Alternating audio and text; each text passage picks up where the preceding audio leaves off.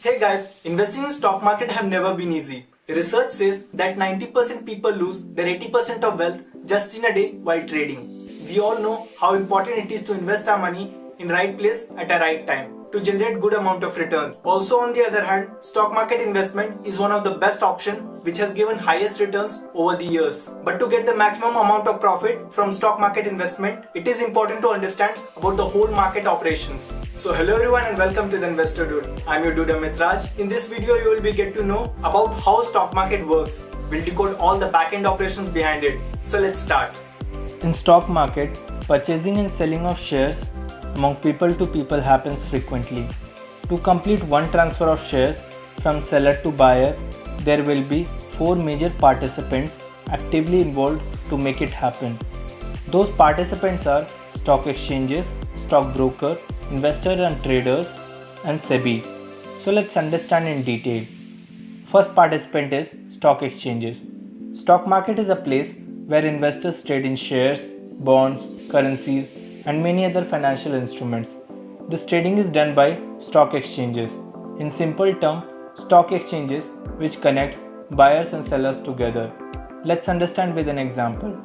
Whenever you visit any vegetable market, you see many shops which sell different vegetables at a different price. Same in the stock market. Here, stock exchanges are considered as shops where different companies are listed at a different price. There are 2 major stock exchange bodies in India, Bombay Stock Exchange BSE and National Stock Exchange NSE. In these exchanges, more than 1000 companies are listed. In BSE, top 30 company values are called Sensex.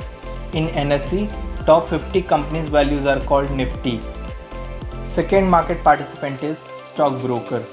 In stock market, you cannot buy and sell shares without the help of stock broker. Here, stock broker is a middleman who connects investors with the stock exchanges. He executes all the buy and sell order for the investor in return of a fee or a commission.